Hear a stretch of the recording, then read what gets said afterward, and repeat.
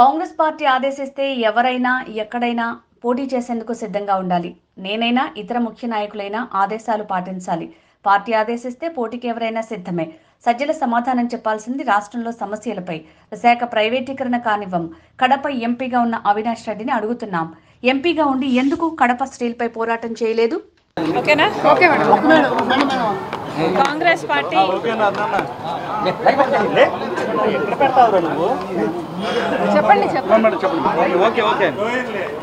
ఈ ఎన్నికలకు సంబంధించి ఎమ్మెల్యే ఎంపీ స్థానాలకు గాను కాంగ్రెస్ పార్టీకి వచ్చిన అప్లికేషన్లు దాదాపు 1500. ఈ 1500 అప్లికేషన్లు స్క్రూటినీలో ఉన్నాయి. ఇంకా ఎక్కడ ఏది ఫైనల్ కాలేదు. అన్ని సర్వేలు జరుగుతున్నాయి.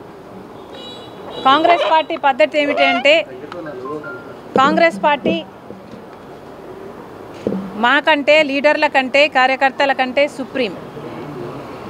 కాంగ్రెస్ పార్టీ ఆదేశిస్తే ఎవరైనా ఎక్కడి నుంచైనా ఎప్పుడైనా ఏ స్థాయిలో ఉన్న లీడర్ అయినా దేనికైనా పోటీకైనా త్యాగానికైనా సిద్ధంగా ఉండాలి. ఇది కాంగ్రెస్ పార్టీ క్రమశిక్షణ. కాంగ్రెస్ పార్టీ కార్యకర్తలుగా, కాంగ్రెస్ పార్టీ సైనికులుగా, కాంగ్రెస్ పార్టీ నాయకులుగా, కాంగ్రెస్ పార్టీకి చెందిన ప్రతి ఒక్క కుటుంబ సభ్యుడు దీనికి రెడీ. నేను అతీతం కాదు.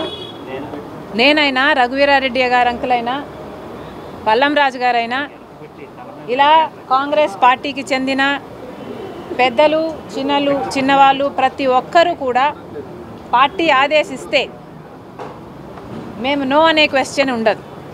అది కాంగ్రెస్ పార్టీ కార్యకర్తల సైనికుల క్రమశిక్షణ.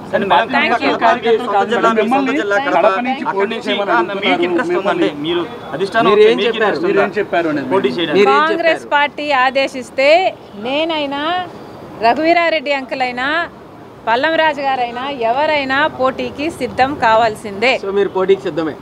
కాంగ్రెస్ పార్టీ ఆదేశిస్తే ఎవరైనా పోటీకి సిద్ధమే. మాలో కాంగ్రెస్ పార్టీ కుటుంబంలో ఉన్న ఎవరైనా సిద్ధమే. మేడం సజ్జల గారు కామెంట్ చేశారు మన రేవంత్ రెడ్డి చేసిన వ్యాఖ్యల మీద.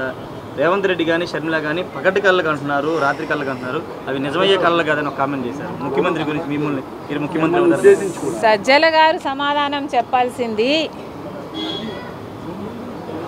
రాష్ట్రంలోని సమస్యల గురించి.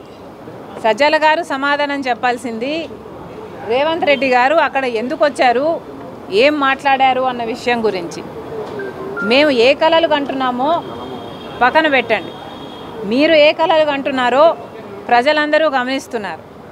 మిమ్మల్ని ఇంటికి పంపడానికి ప్రజలందరూ సిద్ధంగా ఉన్నారు. సజ్జల గారు, మళ్ళీ చెప్తున్నాం, విశాఖపట్నం ప్రైవేటైజేషన్కు కాంగ్రెస్ పార్టీ ఒప్పుకోదు.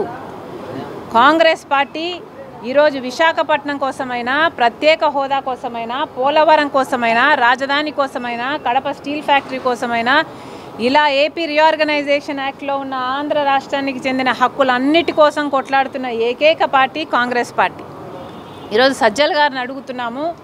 అవినాష్ రెడ్డి గారు జగన్మోహన్ రెడ్డి గారి సొంత కజిను. మరి అట్లాంటప్పుడు వైసీపీలో ఎంపీగా ఉండి కూడా అవినాష్ రెడ్డి గారు ఎందుకని కడప స్టీల్ ఫ్యాక్టరీ కోసం ఏ పోరాటము చేయలేదు? ఇంతవరకు కడప స్టీల్ ఫ్యాక్టరీ ఎందుకు రాలేదో ముందు సజ్జల గారు, అవినాష్ రెడ్డి గారు, జగన్మోహన్ రెడ్డి గారు సమాధానం చెప్పాలి. Thank you.